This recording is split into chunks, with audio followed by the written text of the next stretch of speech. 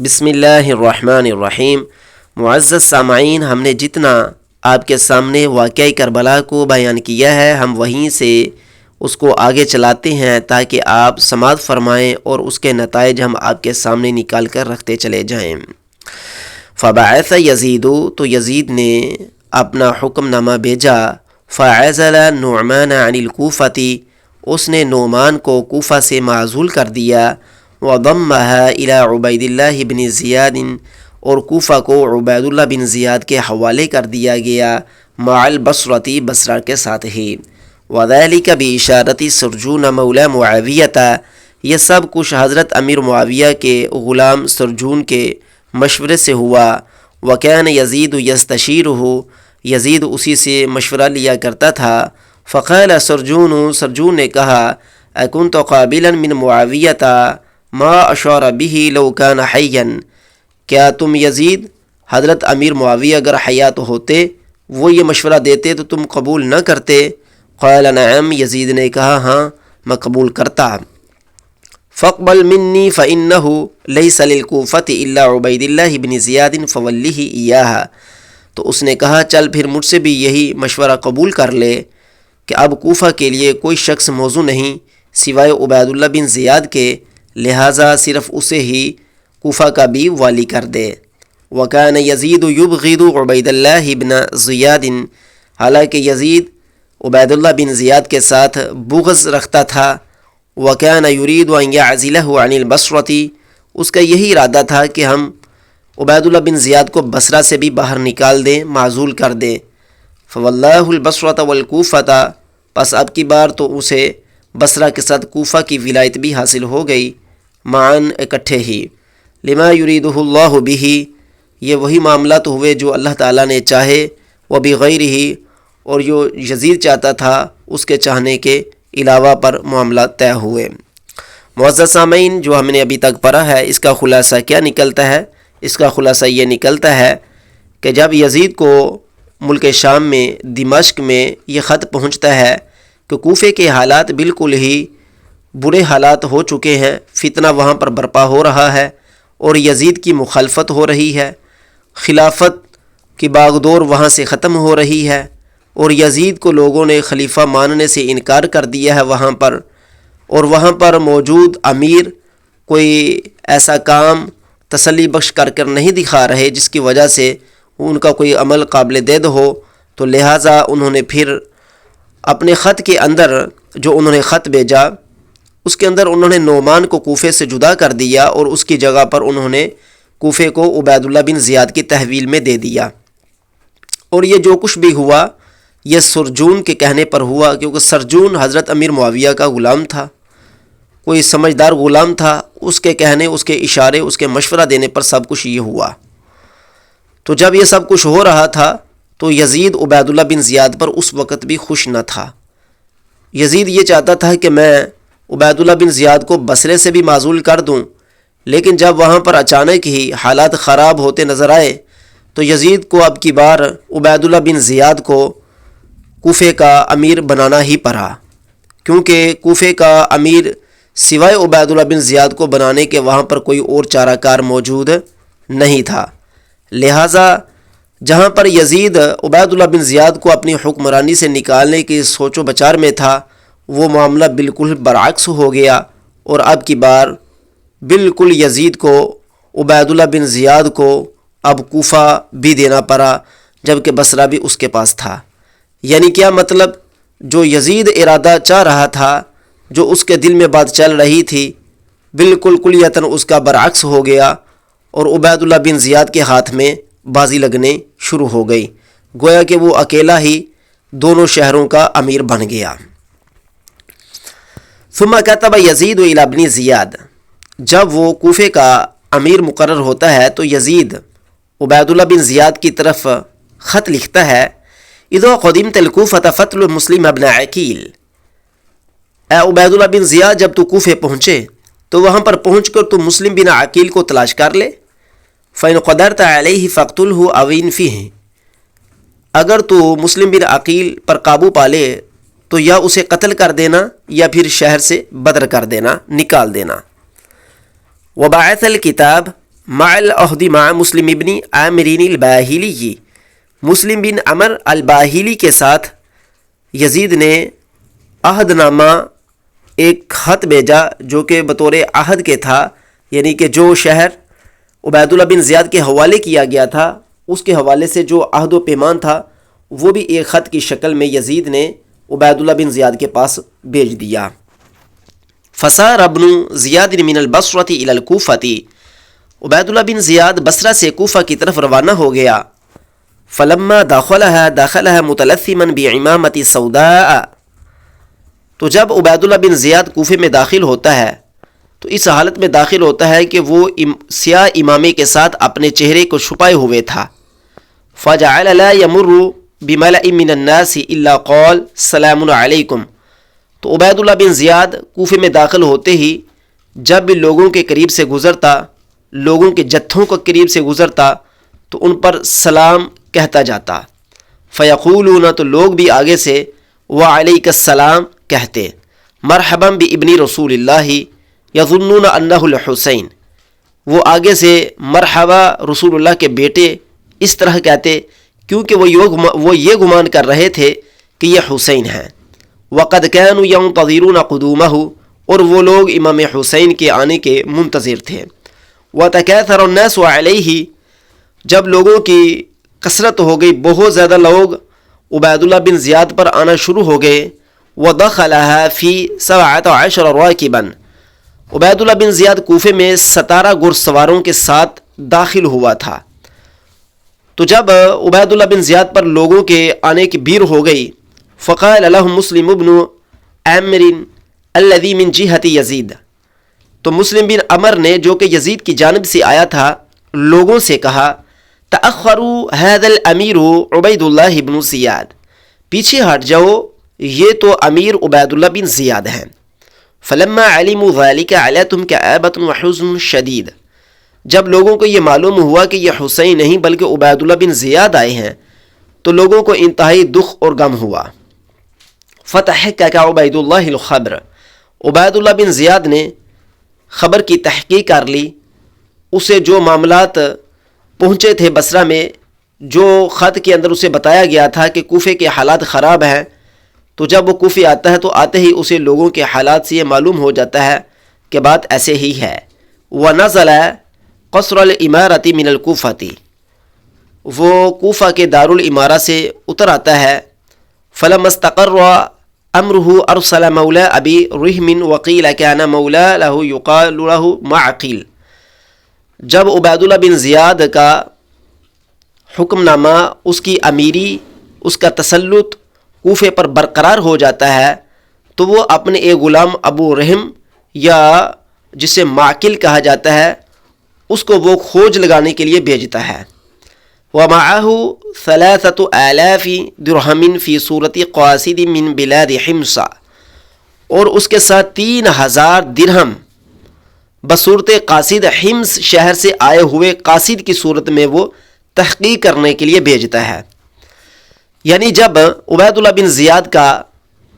کوفے میں تسلط پکا ہو جاتا ہے، امر پکا ہو جاتا ہے، وہ آ کر لوگوں کو بتا دیتا ہے، لوگوں کو معلوم ہو جاتا ہے کہ عبید اللہ بن زیاد نئے امیر مقرر ہوئے ہیں، تو اس صورت میں پھر وہ ایک غلام کو جسے ابی رحم یا معقل کہا جاتا ہے اس کو وہ 3,000 درہم دیتا ہے، جو کہ وہ اپنے آپ کو حمص شہر سے آئے ہوئے قاصد کی صورت میں ظاہر کرتا ہے، اور اس کا کام یہ ہے کہ اس نے خبر کی تحقیق کرنی ہے کہ آیا کوفہ کے اندر کیا کیا خبریں چل رہی ہیں اور معاملات کہاں تک پہنچ گئے ہیں۔ وَأَنَّهُ إِنَّمَا جَاءَ لِهَذِهِ الْبَيْعَةِ، وہ آیا ہے کوفے کے اندر بیعت کرنے کے لیے۔ فَذَهَبَ ذَلِكَ الْمَوْلَى، تو یہ غلام جاتا ہے۔ فَلَمْ يَزَلْ يَتَلَطَّفُ وَيَسْتَظِلُّ عَلَى الدَّارِ الَّتِي يُبَايِعُونَ بِهَا مُسْلِمُ بْنُ عَقِيلٍ حَتَّى دَخَلَهَا، التي يبايعون بها مسلم ابن عقیل حتى دخلها، تو وہ شخص مسلسل تلاش اور جستجو میں رہتا ہے، اس گھر کی تلاش اور جستجو میں رہتا ہے جہاں پر لوگ مسلم بن عقیل کی بیعت کر رہے ہوتے ہیں، حتی داخلها، یہاں تک کہ وہ اس گھر میں داخل ہو جاتا ہے۔ وہی دار ہانی ابن عروۃ التي تحول الیہ من الدار الاولی، اور وہ ہانی بن عروہ کا وہ گھر ہے جہاں پر وہ پہلے گھر سے اس گھر کی طرف مسلم بن عقیل تشریف لے آ چکے تھے، تو اس گھر میں وہ شخص، وہ غلام جو معقیل ہے، وہ داخل ہو جاتا ہے۔ فبایع، تو یہ معقیل غلام جو ہے یہ مسلم بن عقیل کی بیعت کرتا ہے۔ وَأَدْخَلُوهُ عَلَى مسلم بن عقیل، تو لوگ اسے مسلم بن عقیل پر داخل کر دیتے ہیں۔ فَلَازِمَهُمْ أَيَّامًا، تو وہ مسلم بن عقیل کے پاس کچھ دن ٹھہرتا ہے۔ حَتَّى اطَّلَعَ عَلَى جَلِيَّةِ أَمْرِهِمْ، یہاں تک کہ اسے تمام معاملات کے بارے میں بڑی وضاحت سے روز روشن کی طرح معلوم ہو جاتا ہے کہ یہاں پر کیا کچھ چل رہا ہے۔ فَدَفَعَ الْمَالَ إِلَىٰ أَبِي ثُمَامَةِ الْأَعِيذِ بِأَمْرِ مسلم بن عقیل، مسلم بن عقیل کے حکم سے وہ 3000 جو درہم لے آیا ہوا تھا وہ ابو ثمامہ عائزی کے حوالے کر دیتا ہے۔ وَكَانَ هُوَ الَّذِي يَقْبِضُ مَا يُؤْتَى بِهِ مِنَ الْأَمْوَالِ وَيَشْتَرِي السِّلَاحَ، یہ وہ شخص تھا جو خزانچی تھا، جو اموال کو جمع کیا کرتا تھا، جس کے حوالے اموال جمع ہوا کرتے تھے، یعنی کہ یہ ابو ثمامہ عائزی مسلم بن عقیل کا خزانچی تھا اور یہ اسلحہ خریدا کرتا تھا۔ وَكَانَ مِنْ فُرَسَانِ الْعَرَبِ، اور یہ عرب کے گھڑ سواروں میں سے بھی تھا۔ فَرَجَعَ ذَلِكَ الْمَوْلَى، تو وہاں سے یہ غلام واپس پلٹتا ہے۔ وَأَعْلَمَ عُبَيْدُ اللَّهِ بِالدَّارِ وَصَاحِبِهَا، تو وہ عبید اللہ کو اس گھر اور اس گھر کے رہنے والوں کے بارے میں پوری خبر دے دیتا ہے، یعنی کہ اس غلام کو جن مقاصد کے لیے بھیجا ہوا تھا وہ غلام وہ سارے مقاصد کو پورا کرتا ہے، اور واپس آ کر وہ عبید اللہ بن زیاد کو وہ ساری خبر دے دیتا ہے۔ وَقَدْ تَحَوَّلَ مسلم بن عقیل إِلَى دَارِ هَانِي بن عُرْوَةَ الْمُرَادِي، وَقَدْ تَحَوَّلَ مسلم بن عقیل، مسلم بن عقیل پھر چکے تھے إِلَى دَارِ هَانِي بن عُرْوَةَ الْمُرَادِي، وہ ہانی بن عروہ مرادی کے گھر کی طرف جا چکے تھے۔ ثم إِلَى دَارِ شریک بن الأعور، پھر وہ شریک بن آور کے گھر کی طرف تشریف لے گئے تھے۔ معزز سامعین، یہاں پر ہم اپنی بات کو تھوڑا سا توقف کر کے، خاموش کر کے بات کو آگے چلانے کی بجائے پچھلی بات کو آپ کو سمجھانا چاہتے ہیں۔ معزز سامعین، ابھی تک بات یہ ہوئی ہے کہ یزید نے عبید اللہ بن زیاد کو یہ لکھا کہ جب تم کوفے پہنچ جاؤ تو کوفے پہنچنے کے بعد تم نے مسلم بن عقیل کو تلاش کرنا ہے، تو اس کو تلاش کرنے کے بعد جب تم اس کو پکڑ لو، یا تو تم نے اس کو قتل کر دینا ہے یا پھر تم نے اس کو شہر سے باہر نکال دینا ہے۔ یہ جو بات ہمارے سامنے آ رہی ہے کوئی مثبت ذرائع سے نہیں آ رہی، بلکہ بہت ہی موضوع کذب اور خود ساختہ ذرائع سے ہمارے پاس یہ واقعہ کربلا پہنچ رہا ہے۔ گویا کہ ایک شخص گھر میں بیٹھ کر تاریخ بنا رہا ہے اور وہ ہمیں بتا رہا ہے کہ عبید اللہ بن زیاد کو یزید نے یہ خط لکھا تھا کہ مسلم بن عقیل کو تم کوفے میں جا کر قابو کرو اور اس کو یا قتل کر دو یا شہر سے باہر نکال دو۔ اور جب وہ کوفے میں آتا ہے، جب عبید اللہ بن زیاد کوفے میں آتا ہے تو یہاں پر آ کر وہ لوگوں کے قریب سے گزرتا ہے تو لوگوں کو سلام کرتا ہے۔ لوگ سمجھتے ہیں کہ یہ حسین ہے، کیونکہ لوگ اس لیے اس کو حسین سمجھتے ہیں کیونکہ اس نے اپنا چہرہ امامے کے ساتھ چھپایا ہوا تھا اور یہ 17 گھڑ سواروں کے ساتھ کوفے میں داخل ہوتا ہے۔ تو جب لوگ اس کی طرف دوڑتے ہوئے آتے ہیں، اس کے گردا گرد جمع ہو جاتے ہیں، تو اس وقت مسلم بن عمر کہتا ہے کہ پیچھے ہٹ جاؤ، یہ حسین نہیں ہے، یہ تو عبید اللہ بن زیاد ہیں جو کوفے کے نئے امیر مقرر ہوئے ہیں۔ تو لوگوں کو جب اس وقت پتہ چلتا ہے تو لوگ بہت ہی غم میں مبتلا ہو جاتے ہیں کہ بھائی ہم تو سمجھ رہے تھے کہ حسین آگے ہیں، لیکن حسین کے بجائے یہ تو عبید اللہ بن زیاد آگے ہیں۔ تو لوگوں کو دکھ اس بات پر ہونا شروع ہوتا ہے کہ اب جو گیم، جو منصوبہ ہم نے پھیلایا ہوا تھا وہ منصوبہ پورا ہوتا ہوا نظر نہیں آئے گا۔ اس کے بعد جب عبید اللہ بن زیاد کوفے آتا ہے تو وہ خبر کی تحقیق کرنے کے لیے کچھ تو اسے لوگوں کے آثار سے معلومات حاصل ہو جاتی ہیں، تو مزید وہ خبروں کی تحقیق کے لیے اپنے ایک غلام کو جو وہ اپنے ساتھ لایا ہوا تھا اس کو وہ بھیجتا ہے 3000 درہم دے کر کہ جاؤ تم جا کر تلاش کرو کہ مسلم بن عقیل کہاں ہیں، وہ کس گھر میں لوگوں سے بیعت لے رہے ہیں اور کیا معاملات چل رہے ہیں۔ تو یہ شخص جو ہے یہ اپنے آپ کو لوگوں میں ظاہر کرتا ہے کہ میں حمص شہر سے آیا ہوں، جو کہ شام کا ایک شہر ہے، میں حمص شہر سے آیا ہوں تاکہ میں تمہارے لوگوں کے ساتھ مل کر میں مسلم بن عقیل کی بیعت کروں، میں ان کا وفادار بنوں۔ تو یہ شخص مسلم بن عقیل کی کھوج لگاتا ہے، یہاں تک کہ یہ مسلم بن عقیل کو پا لیتا ہے کہ وہ جس گھر میں ہوتے ہیں، پھر وہاں پر جا کر یہ بیعت کرتا ہے اور اپنا مال مسلم بن عقیل کے حوالے ان کو ہدیتاً تحفتاً پیش کر دیتا ہے۔ پھر وہاں پر یہ کچھ دن رہتا ہے غلام، اور سارے ہی معاملات کے بارے میں خبر لیتا ہے، اور یہ خبر لے کر واپس یہ عبید اللہ بن زیاد کے پاس آتا ہے، اور سارے ہی تمام معاملات کے بارے میں جو سراغ لگانے تھے سبھی کو اکٹھا کر کے وہ عبید اللہ بن زیاد کے حوالے کر دیتا ہے، بتا دیتا ہے کہ فلاں جگہ پر کیا چل رہا ہے، کتنے لوگوں نے بیعت کی ہے، اور مسلم بن عقیل کیا معاملات وقوع پذیر کر رہے ہیں یا ہو رہے ہیں۔ یہاں سے سامعین یہ بات ثابت ہوتی ہے کہ مسلم بن عقیل یہ جو بیعت لے رہے تھے یہ چھپ کر لے رہے تھے، اور یاد رکھیے گا جو بیعت چھپ کر ہوتی ہے وہ بیعت نہیں ہوتی، ہمیشہ بیعت وہ ہوتی ہے جو ظاہر ہو۔ ہمارے اسلام کا یہ طریقہ ہے کہ چھپ کر بیعت نہیں ہوتی، یہ جو چھپ کر معاملات ہوتے ہیں یہ منافقانہ معاملات ہوتے ہیں۔ تو اس سے ثابت یہ ہوتا ہے کہ یہاں سے تو سب سے بڑا اعتراض سوالیہ نشان مسلم بن عقیل پر اٹھ رہا ہے کہ مسلم بن عقیل معاذ اللہ کیا ڈرپوک تھے؟ کیا کوفے کے لوگ سارے ہی ڈرپوک تھے جو چھپ چھپ کر بیعتیں کر رہے تھے؟ کیا وہ کھلے عام بیعت نہ کر سکے؟ اگر مسلم بن عقیل نے بیعت لی تو چھپ کر بیعت کیوں لی؟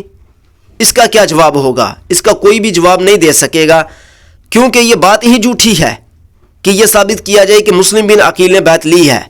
اگر مسلم بن عقیل نے بیعت لی ہوتی تو مسلم بن عقیل کا چھپ کر بیعت لینا بہت بڑا سوال قائم کرتا ہے، کیونکہ جو بندہ اس قدر ڈرپوک ہے کہ وہ چھپ کر بیعت لے رہا ہے، وہ آگے چل کر کتنا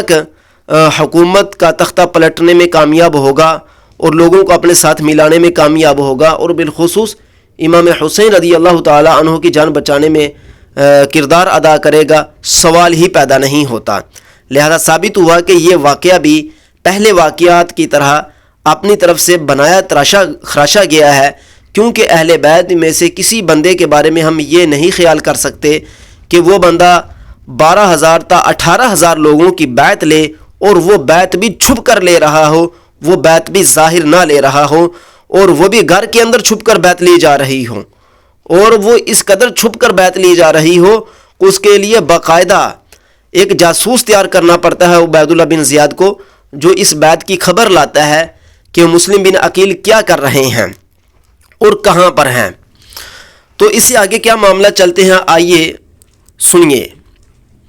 اس سے آگے یہ معاملہ چل رہے ہیں کہ جو مسلم بن عقیل تھے وہ پہلے ہانی بن عروہ کے گھر میں موجود تھے،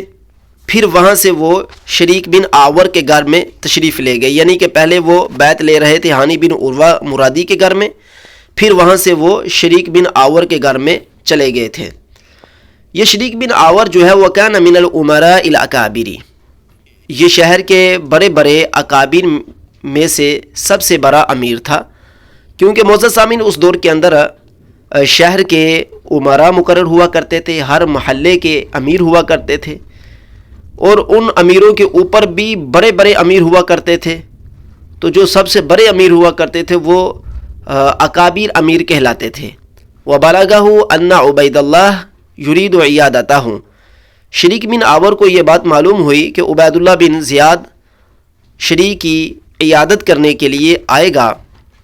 فَبَعَثَ إِلَى هَانِئٍ يَقُولُ لَهُ ابعث مسلم ابن عقیل حتى يكون في داری ليقتل عبید اللہ۔ تو اس وقت شریک بن آور نے ہانی کی طرف یہ پیغام بھیجا کہ تم نا مسلم بن عقیل کو میرے گھر میں بھیج دو کہ وہ میرے گھر میں آ جائے، تاکہ جب عبید اللہ بن زیاد میرے گھر میں آئے تو مسلم بن عقیل عبید اللہ بن زیاد کو قتل کر دے۔ اذا جاء يعودني فبعثه الیہ فقال له الشریک، جب عبید اللہ بن زیاد میری عیادت کرنے کے لیے آئے گا تو اس وقت مسلم بن عقیل عبید اللہ بن زیاد کو قتل کر دیں گے۔ فبعثه الیہ، تو ہانی نے مسلم بن عقیل کو شریک بن آور کے گھر میں بھیج دیا۔ فقال له شریک، تو شریک نے مسلم بن عقیل سے کہا کن اونت فی الخباء، تم خیمے کے اوٹ میں ہو جاؤ، خیمے کی اوٹ میں ہو جاؤ، خیمے کے نیچے ہو جاؤ. فَإِذَا جَلَسَ عُبَيْدُ اللَّهِ، جب عبید اللہ بیٹھ جائے، فَإِنِّي أَطْلُبُ الْمَاءَ، اور میں پانی طلب کروں گا، میں پانی مانگوں گا، اور میرا پانی مانگنا وَهِيَ إِشَارَتِي إِلَيْكَ فَاخْرُجْ فَاقْتُلْهُ، وہ میرا اشارہ تمہاری طرف ہوگا، تم نے نکل پڑنا ہے، اور تم نے نکل کر، مسلم بن عقیل کو کہا جا رہا ہے کہ تم نے نکل کر عبید اللہ بن زیاد کو قتل کر دینا ہے. فلما جاء عبید اللہ جلس علی فراش الشریک، جب عبید اللہ بن زیاد شریک بن آور کی عیادت کرنے کے لیے آتا ہے اور وہ اس کے بستر پر بیٹھتا ہے، وَعِندَهُ ہانی ابن عروہ، اور ہانی بن عروہ کے پاس بھی، اس وقت ہانی بن عروہ اس کے پاس ہی تھا. وقام بین یدیہ غلام یقال لہ مہران، تو یہاں پر عبید اللہ بن زیاد اور ہانی بن عروہ کے مابین عبید اللہ بن زیاد کا مہران نامی غلام کھڑا ہو جاتا ہے. فتحدث عنده ساعتا ثم قال شریک، کچھ دیر ان میں آپس میں گفتگو چلتی ہے، یعنی کہ شریک بن آور کی عبید اللہ بن زیاد کے ساتھ گفتگو چلتی ہے. ثم قال شریک، پھر شریک کہتا ہے اسقونی، مجھے پانی پلاؤ، یعنی کہ وہی اپنا جو اس نے منصوبہ تیار کر رکھا تھا، اس منصوبے کے تحت وہ کہتا ہے کہ مجھے پانی پلاؤ. فتجبن مسلم عن قتلہ، تو مسلم بن عقیل نے عبید اللہ بن زیاد کو قتل کرنے میں بزدلی کا مظاہرہ کیا. وخرجت جاریۃ بکوز من ماء، تو ایک بچی پانی کا پیالہ لیے ہوئے نکل آئی. فوجدت مسلمًا فی الخباء، تو اس نے خیمے کے نیچے مسلم کو پایا. فاستحیت ورجعت بالماء ثلاثا، تو وہ جو بچی تھی اس نے شرم کی وجہ سے وہ پانی آگے لے جانے کی بجائے واپس پلٹ گئی، اور یہ معاملہ 3 مرتبہ ہوا. پھر اس کے بعد شریک بن آور نے کہا ثم قال، پھر شریک بن آور نے کہا اسقونی ولو کان فیہ ذہاب نفسی، ارے بھائی مجھے پانی پلا دو، اگرچہ پانی پلانے میں مر ہی جاؤں میں، مجھے پانی تو پلا دو. ففاہم مہران الغدر، تو مہران جو غلام تھا وہاں پر عبید اللہ بن زیاد کا، وہ غدر کو، غداری کو پہچان گیا، بھانپ گیا. فغمز مولاہ، اس نے اپنے مولا، اپنے آقا عبید اللہ بن زیاد کو اشارہ کیا. فنہدا، وہ جلدی سے سریعاً، بہت جلدی سے اٹھا. وخرج، اور نکل گیا. فقال شریک، شریک کہنے لگا ایوہ الامیر، اے امیر، اے امیر، انی ارید ان اوصی الیک، اے امیر میں ارادہ کرتا ہوں کہ میں تمہیں کچھ وصیت کرنا چاہتا ہوں. فقال سعود، عبید اللہ بن زیاد نے کہا اچھا میں جلد آؤں گا. فخرج بہ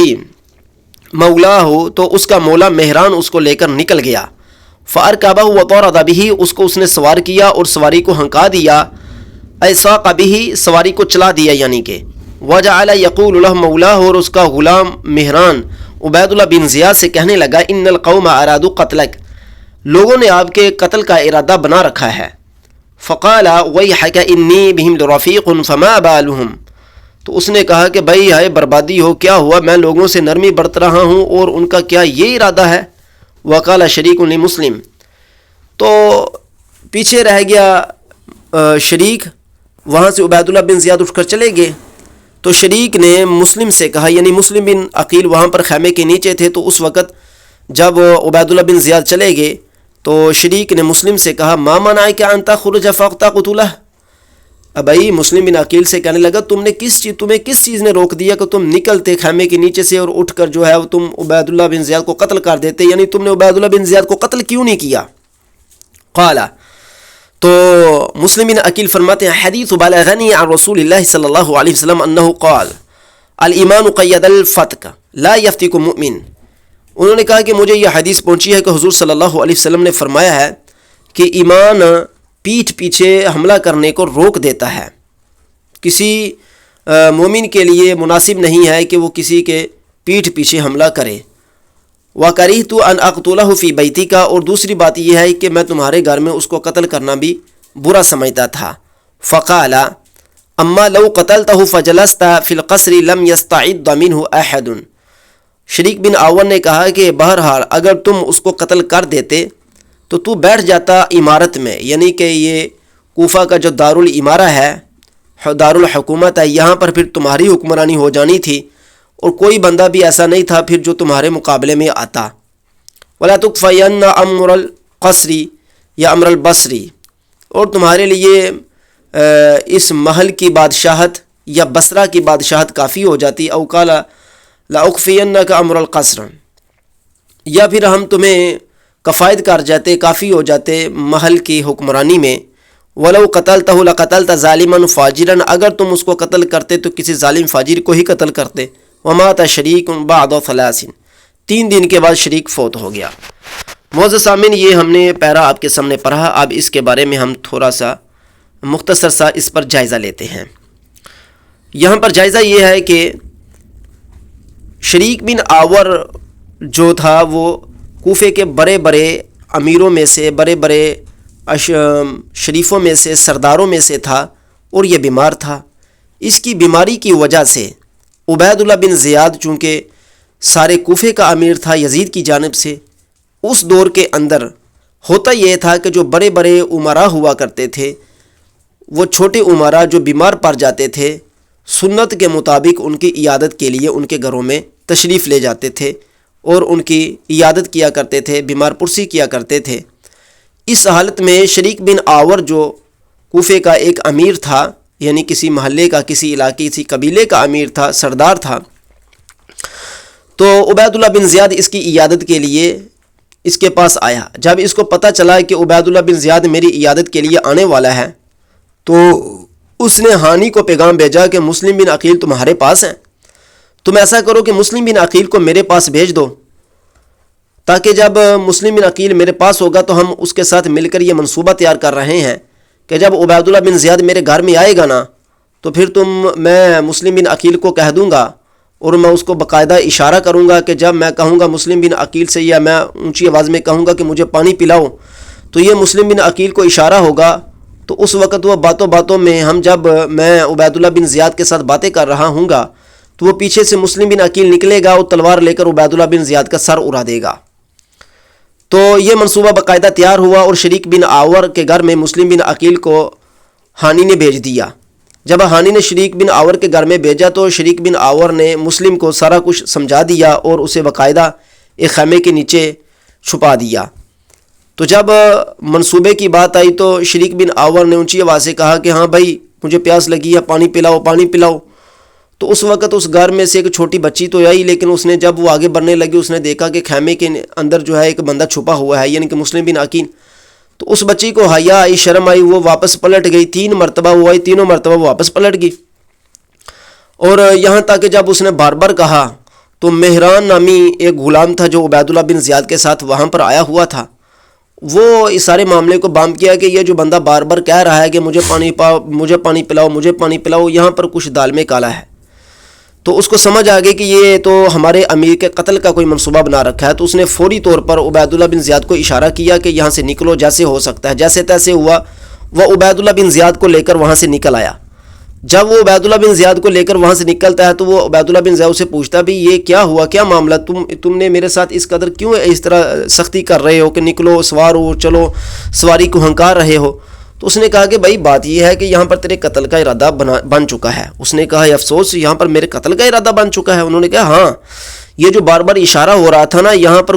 کسی بندے کو اشارہ کیا جا رہا تھا اور اس نے تجھے قتل کرنا تھا۔ خیر، عبید اللہ بن زیاد کا یہ ہوشیار غلام عبید اللہ بن زیاد کو لے کر یہاں سے روانہ ہو جاتا ہے، اور پیچھے شریک بن آور مسلم بن عقیل سے پوچھتا ہے کہ ہاں بھائی تمہیں میں نے کہا تھا کہ عبید اللہ بن زیاد کو قتل کرنا، تم نے قتل کیوں نہیں کیا؟ مسلم بن عقیل یہ فرماتے ہیں کہ بھائی اس لیے میں نے قتل نہیں کیا کیونکہ حدیث شریف میں آتا ہے کہ مومن پیٹھ پیچھے وار نہیں کرتا، لہٰذا میں نے پیٹھ پیچھے وار کرنا اچھا نہیں سمجھا، اور دوسری بات یہ ہے کہ میں یہ بھی نہیں اچھا سمجھا کہ میں تمہارے گھر میں خون خرابہ کروں، اس وجہ سے میں نے قتل نہیں کیا۔ آگے شریک بن آور کہتا ہے کہ بھائی تم نے تو بہت بڑی غلطی کی ہے، اگر تم یہ ایسا نہ کرتے، اگر تم آج قتل کر دیتے تو یہ کوفے کی عمارت آج تمہارے ہاتھ میں ہوتی، یہ کوفے کی عمارت جتنی ہے اس پر تمہاری حکمرانی ہوتی، بصرے پر بھی تمہاری حکمرانی ہوتی، اور یہ سارا کچھ تمہارے لیے کافی ہو جاتا، اور ہم تمہاری ان تمام مسائل میں مدد کرتے، کفایت کرتے۔ جب تم ایک دفعہ کوفے کی عمارت پر بیٹھ جاتے نا تو پھر کوئی دوسرا بندہ تمہارا مقابلہ نہیں کر سکتا تھا، لہذا تم نے اچھا نہیں کیا۔ اگر تم کرتے تو یقیناً تم ایک ظالم اور ایک فاسق بندے کو مارتے اور اسے تمہیں جو ہے وہ اجر و انعام ہی ملتا۔ معزز سامعین، اب یہ جو دوسرا پیرا ہے اس کے اندر پہلے پیرے کے اندر تو ہم نے یہ عرض کیا تھا کہ عبید اللہ بن زیاد نے اپنے غلام کو کس طریقے سے کوفے کے تمام امور کی مسلم بن عقیل کے حوالے سے تلاشی لینے کے لیے، جاسوسی کرنے کے لیے بھیجا تھا۔ اس پیراگراف کے اندر یہ بات آ رہی ہے، اس اقتباس کے اندر یہ بات آ رہی ہے کہ مسلم بن عقیل اور عبید اللہ بن زیاد آمنے سامنے ہونے کی بجائے بلکہ مسلم بن عقیل نے پہلو تہی کی ہے اور شریک بن آور نے باقاعدہ ایک منصوبہ بنایا ہوا تھا جہاں پر وہ عبید اللہ بن زیاد کو قتل کرنا چاہتے تھے، لیکن عبید اللہ بن زیاد بال بچ گیا۔ اب سوال یہ پیدا ہوتا ہے یہاں پر کہ کیا وہ بندہ جس کے ہاتھ پر 18,000 بندہ بیعت کر رہا ہے اور وہ کوفے کا 18,000 بندہ بیعت کر چکا ہے اور وہ سینکڑوں خطوط حضرت امام حسین کو لکھ چکے ہیں، وہ خود عبید اللہ بن زیاد کو قتل کرنے کی بجائے وہ مسلم بن عقیل کے اوپر یہ کیوں ڈال رہے ہیں کہ تم نے قتل کرنا ہے عبید اللہ بن زیاد کو؟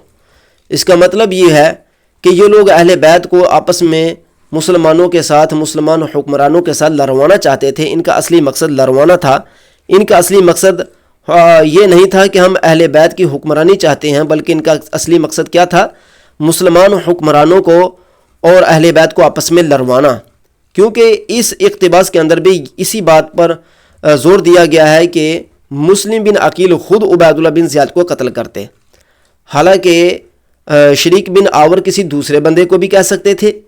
کہ تم خیمے کے نیچے ہو جاؤ یا تم دروازے کے پیچھے چھپ جاؤ، جب عبید اللہ بن زیاد میری عیادت کے لیے آئے تو تم اس کو قتل کر دینا۔ یہ معاملات کوفے کا کوئی بندہ بھی کر سکتا تھا،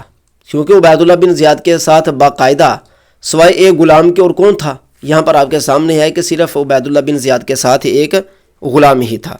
تو جب عبید اللہ بن زیاد کے ساتھ صرف ایک غلام تھا تو ایک غلام کی موجودگی میں عبید اللہ بن زیاد کو مارنا یا اسے قتل کرنا کون سا مشکل کام تھا؟ بالخصوص اس حالت میں کہ جب ایک بہت بڑا دشمن ہے شریک بن آور، جو سمجھتا ہے کہ میں عبید اللہ بن زیاد کا سب سے بڑا دشمن ہوں اور میں اہل بیت کا محب ہوں، تو وہ بندہ اپنے گھر میں مسلم بن عقیل کو جو ابھار رہا ہے کہ تم چوروں کی طرح باہر نکلنا اور حملہ کر دینا اور قتل کر دینا اور تم فاتح بن جاؤ گے، تم ونر آ جاؤ گے، تو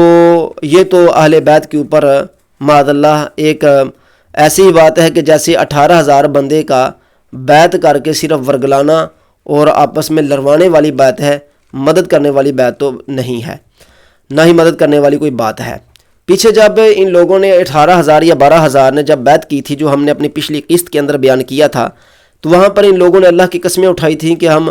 حسین کی اپنی مال اپنے جان سے مدد کریں گے، لیکن یہاں پر دیکھیے کہ ابھی حسین تو آئے نہیں، ابھی تو مسلم بن عقیل ہیں،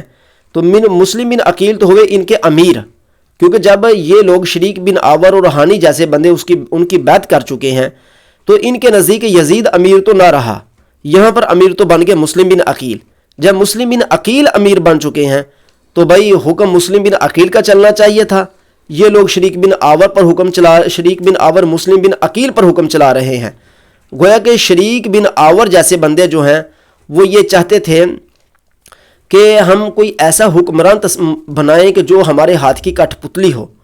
تو وہ یہاں پر مسلم بن عقیل کے ہاتھ پر جو بیعت کیے ہوئے تھے نا، ان کے بیعت کا حقیقی مطلب یہ تھا کہ مسلم بن عقیل جو ہیں وہ ہماری کٹھ پتلی ہوں، بجائے اس کے کہ مسلم بن عقیل ہمارے اوپر کوئی حکم جاری کریں، ہم مسلم بن عقیل پر حکم جاری کر کے اپنے سارے ہی منصوبوں کو، اپنے مقاصد کو پورا کریں۔ سامعین، اس سے پہلے یاد رکھیے گا کہ جب انہی لوگوں نے حضرت علی رضی اللہ تعالی عنہ کے ہاتھ پر بیعت کی تھی، اس وقت بھی ان لوگوں کا یہی حال تھا کہ یہ حضرت علی کے ہاتھ پر صرف ان لوگوں نے اسی وجہ سے بیعت کی تھی کہ ہم حضرت علی کے ہاتھ پر اس لیے بیعت کر رہے ہیں کہ ہم جو کچھ کہیں گے علی ہماری باتیں مانتے جائیں گے، اور یہ ایک وقت تک ایسا ہوا بھی صحیح، لیکن اس کے بعد جب حضرت علی رضی اللہ تعالی عنہ نے اپنے احکام نافذ کرنا چاہے تو ان لوگوں نے حضرت علی کو شہید کر دیا تھا۔ آج دوبارہ حضرت علی کی اولاد کے ساتھ یا آپ حضرت علی کے بھائیوں کی اولاد کے ساتھ آج کوفے میں پھر وہی سلسلہ شروع ہو رہا ہے، بجائے اس کے کہ وہ مسلم بن عقیل کی بیعت مانیں، وہ مسلم بن عقیل کو اپنا کٹ پتلی بنا رہے ہیں۔ تو یہاں تک بات پہنچی کہ وہ اس کو قتل کرنا چاہتے تھے، لیکن عبید اللہ بن زیاد کو قتل کرنے سے وہ سارے کے سارے عاجز آ گئے اور وہ عبید اللہ بن زیاد کو قتل نہ کر سکے۔ معزز سامعین، اب ہم اس سے آگے اگلے اقتباس کی طرف جاتے ہیں کہ اگلا اقتباس ہمیں کیا کہہ رہا ہے۔ یہ پچھلا اقتباس بھی ہمیں یہ کہہ رہا ہے جس کو ابھی ہم نے پڑھا کہ اگر تم لوگ اس واقعہ کربلا کے اس حصے کو مانتے ہو تو بس تمہیں ماننا پڑے گا کہ مسلم بن عقیل جو ہیں ان کی حیثیت ایک محکوم کی سی تھی، ایک غلام کی سی حیثیت تھی، اور یہ شریک بن آور اور ہانی جیسے لوگ جو تھے یہ مسلم بن عقیل کے ہاتھ پر بیعت کرنے کے باوجود بھی ان پر حاوی تھے، اور یہ مسلم بن عقیل کو، حضرت امام علی مقام کو، ان کا صرف ایک ہی مقصد تھا مسلمان حکمرانوں کے ساتھ لڑانا، مروانا، قتل کروانا، اور کوئی مقصد نہیں تھا۔ لہذا ثابت ہوا کہ اگر اس کربلا کو یا اس کربلا کے اس حصے کو ہم مانتے ہیں، مسلم بن عقیل کے ساتھ جو معاملات وقوع پذیر ہو رہے ہیں یا جو ابھی تک کارنامے ہمارے سامنے آئے ہیں، تو ان کے اعتبار سے تو اہل کوفہ والے اہل بیت کے ساتھ پکے نہیں تھے، بلکہ وہ منافق تھے۔ ان کا اصلی مقصد اہل بیت اور مسلمان حکمرانوں کو آپس میں لڑانا تھا اور کچھ نہیں تھا۔ ابھی تک آپ کو یہ بھی ثابت ہو گیا ہوگا کہ پورے کوفے میں سے کسی نے یہ نہیں کہا کہ عبید اللہ بن زیاد شرابی ہے، کبابی ہے، یا یزید شرابی ہے، کبابی ہے، رنڈیاں نچاتا ہے، یا اہل بیت کا وہ دشمن ہے، یا عبید اللہ بن زیاد ہی اہل بیت کا دشمن ہے۔ یہاں پر ابھی تک کچھ ایسا وجود میں یا آپ کو سننے یا سمجھنے میں نہیں ملا، اور نہ ہی آپ کو یہ ملے گا، کیونکہ یہ باتیں لوگوں نے اپنی طرف سے بنا رکھی ہیں۔ اور جو کربلا بنائی گئی تھی، یعنی کہ یہ جو کربلا ہم آپ کے سامنے پڑھ رہے ہیں، یہ کربلا اس اصلی واقعہ کو بگاڑ کر تراش خراش کر بنائی گئی تھی، کیونکہ 3 صدیوں تک تو واقعہ کربلا بیان کرنا کہیں پر اس وقت اس کا باقاعدہ کوئی رجحان تھا ہی نہیں۔ یہ تو بعد میں اس کا رجحان پیدا ہوا ہے، تو لوگوں نے اپنی طرف سے اس کے اندر بہت کچھ ملانا شروع کیا ہے، جو کہ آج تک ملتا ملتا آپ سبھی لوگوں کے سامنے ہے۔ آگے ہم چلتے ہیں اور اگلے اقتباس کا جائزہ لیتے ہیں۔ وَلَمَّا انتهى ابْنُ زِيَادٍ إِلَى بَابِ الْقَصْرِ وَهُوَ مُتَلَثِّمٌ ظَنَّهُ النُّعْمَانُ بْنُ بَشِيرٍ الْحُسَيْنَ قَدْ قَدِمَ۔ کہتے ہیں کہ جب انتہا ابن زیاد إِلَى بَابِ الْقَصْرِ، جب شاہی محل پر عبید اللہ بن زیاد کی تشریف آوری ہو گئی، تو اس کی تشریف آوری اس اعتبار سے ہوئی تھی، اس طرح ہو رہی تھی کہ متلثم، اس نے اپنا چہرہ امامے کے ساتھ چھپایا ہوا تھا۔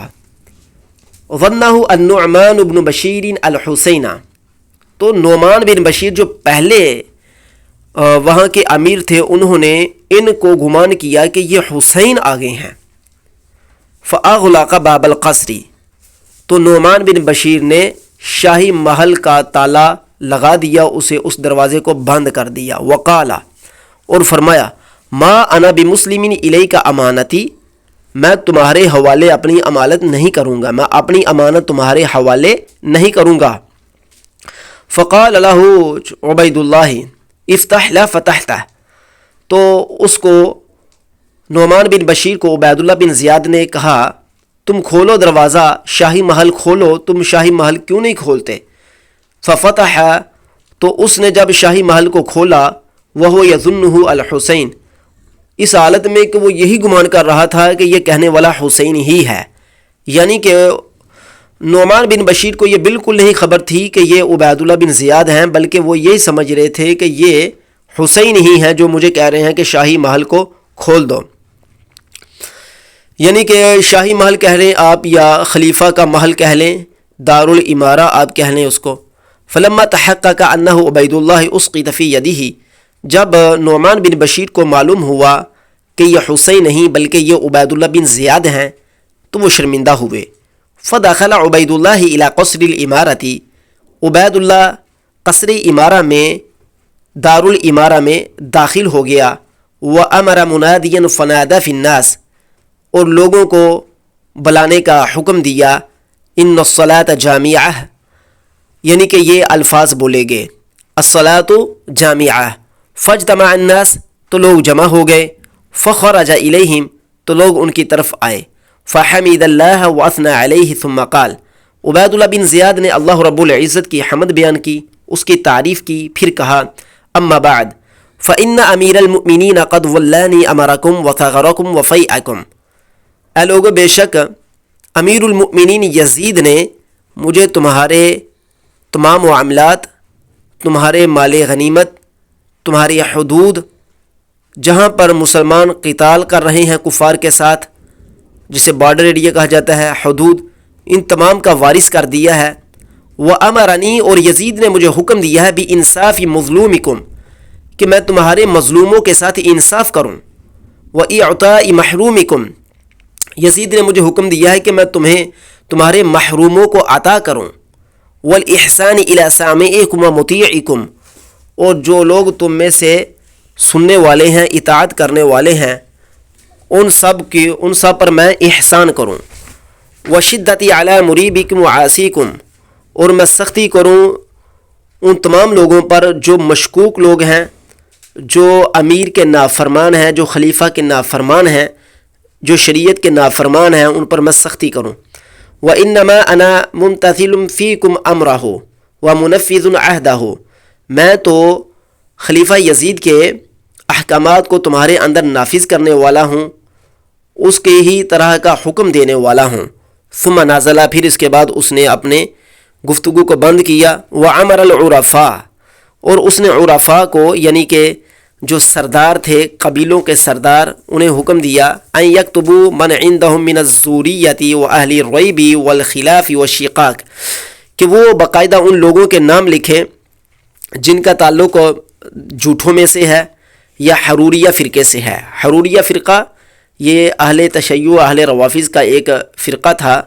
جن کے عقائد باطلہ تھے۔ ان کے بارے میں کہا عبید اللہ بن زیاد نے کہ ان لوگوں کے نام لکھو، یہ کون کون لوگ ہیں۔ مشکوک لوگوں کے نام لکھ دو، مسلمانوں میں اختلاف ڈالنے والے لوگوں کے نام لکھو، اور تفرقہ بازی کرنے والے لوگوں کے نام لکھ دو۔ وَأَيُّمَا عَرِيفٍ، جو عریف، جو سردار، لم یطلعنا علی ذالک، ہمیں نہیں بتائے گا، جو سردار ہمیں ان لوگوں کے بارے میں اطلاعات مہیا نہیں کرے گا، صلب او نفیہ، اس کو ہم لٹکا دیں گے یا اس سردار کو ہم شہر سے باہر نکال دیں گے۔ وَأُسْقِطَتْ عَرَافَتُهُ مِنَ الدِّیوَانِ، اور اس کی سرداری ہم دفاتر سے ختم کر دیں گے۔ یہ اقتباس ہم نے آپ کے سامنے پڑھا۔ اس اقتباس سے کیا نتائج رونما ہوتے ہیں، ہم ان نتائج کو آپ کے سامنے رکھنے کی کوشش کرتے ہیں۔ یہ اقتباس پچھلے ہی جو تقریر پچھلی گزر رہی ہے مسئلہ کربلا کے ساتھ، اسی کا یہ بھی حصہ ہے۔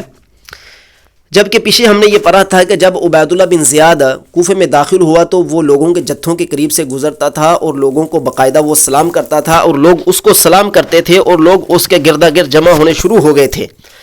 جبکہ یہ جو اگلی روایت ہے یہ بھی عبید اللہ بن زیاد کی آمد کے بارے میں ہی بتا رہی ہے۔ یہ بتا رہی ہے کہ بھائی اس کے گرد تو کوئی جمع ہی نہیں ہوا، بلکہ وہ باقاعدہ خود شاہی محل تک پہنچتا ہے، اور وہاں پر صرف اسے نعمان بن بشیر ہی ملتے ہیں، اور نعمان بن بشیر جو ہیں وہ یہ سمجھ رہے تھے کہ یہ حسین ہے، تو انہوں نے دروازے کو تالا لگا دیا۔ تو عبید اللہ بن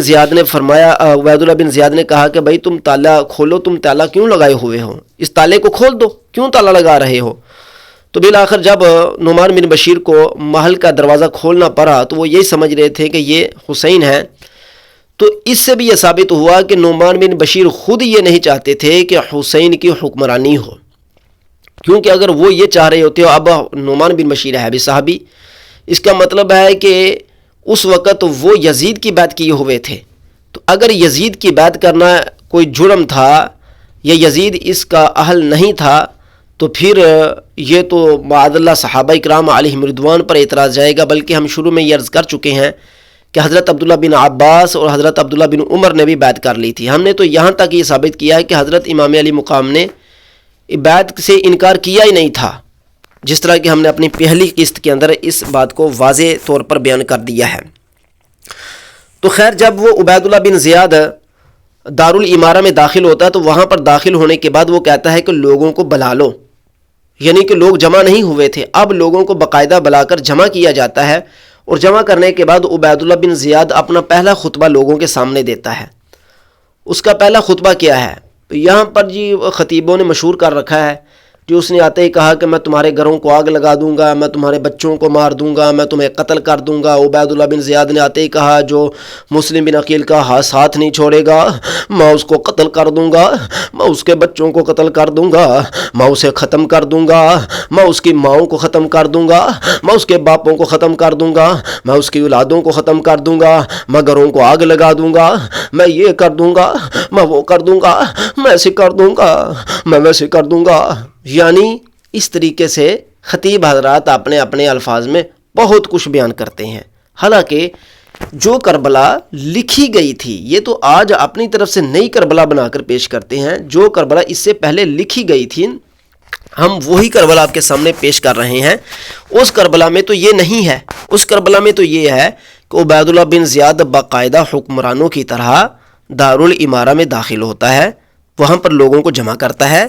لوگوں کو جمع کرنے کے بعد وہ باقاعدہ خطبہ دیتا ہے، اور اس خطبے میں وہ اللہ تعالیٰ کی، اللہ رب العزت کی تعریف کرتا ہے، اس کی ثنا کرتا ہے، اس کی حمد بیان کرتا ہے۔ پھر وہ کہتا ہے کہ امیر المؤمنین یزید نے مجھے تمہارے شہر کا، تمہارے غنائم کا، تمہارے فے کا، تمہارے حدود کا مجھے مالی کیا ہے، مجھے امیر بنایا ہے، نائب کیا ہے، اور اس نے مجھے مظلوموں کے ساتھ انصاف کرنے کا حکم دیا ہے۔ اس نے مجھے یہ کہا ہے کہ غریبوں کو عطا کرو، اور تم جو لوگ اطاعت کریں ان سب کو تم ان کے ساتھ نیکی کرو، ان کے ساتھ احسان کرو، اور جو لوگ شک ڈالنے والے ہیں، اختلافات ڈالنے والے ہیں، ان کی پکڑ کرو۔ تو بھائی میں تو صرف اس کے حکم کو تمہارے اندر لاحق کرنے والا ہوں، ملانے والا ہوں اور نافذ کرنے والا ہوں، بس۔ اس کے بعد پھر اس نے باقاعدہ اس پر عمل شروع کرنے کے لیے اس نے کہا کہ اس شہر کے اندر جو لوگ جھوٹے ہیں، یعنی کہ جھوٹی باتیں پھیلانے والے لوگ ہیں، ان کے نام لکھ لو، اور جن لوگوں نے مسلمانوں کو مشکوک کرنے کے لیے، یعنی کہ وہ لوگ جو مشکوک لوگ ہیں، جو مسلمانوں کے اندر اختلافات ڈال رہے ہیں، تفرقہ بازی ڈال رہے ہیں، ان سب کے نام لکھو، اور اگر کسی بھی سردار نے ایسے بندوں کو ہمارے سامنے بیان کرنے سے چھپایا تو ہم اس سردار کی پھر ایسی کی تیسی کریں گے۔ تو ظاہر ہے کہ یہ ایک حکمران یا ایک امیر کا یہ حق بنتا ہے کہ اس طرح کا کلام کرنا۔ اب معزز سامعین، اگر ہم اس کلام کو سامنے رکھیں تو ہمیں یہ بات ثابت ہوتی ہے کہ یہ جو بھی عبید اللہ بن زیاد کے بارے میں باتیں بنائی گئی ہیں، قصے، گفتگو تراشی خراشی گئی ہے، پھر اس سے تو ہمیں یہ معلوم ہوتا ہے کہ وہ ایک عادل شخص تھا، لیکن اس کے ہاتھ سے ظالم لوگ نہیں بچے، اور یہ ظالموں نے اپنی طرف سے اس کے متعلق طرح طرح کی باتیں تراشی خراشی تاکہ عبید اللہ بن زیاد کی ذات کو مجروح کیا جائے۔ کیونکہ یہی جو واقعہ نگار ہیں، جو کربلا لکھنے والے ہیں، ان کی باتیں آپس میں ملتی نہیں ہیں۔ یہ دیکھو، یہ پیچھے کہہ رہے تھے کہ عبید اللہ بن زیاد اس طریقے سے آیا، لوگ خود بخود جمع ہو چکے تھے، اتنے لوگ جمع ہو گئے تھے کہ یزید کی طرف سے جو بندہ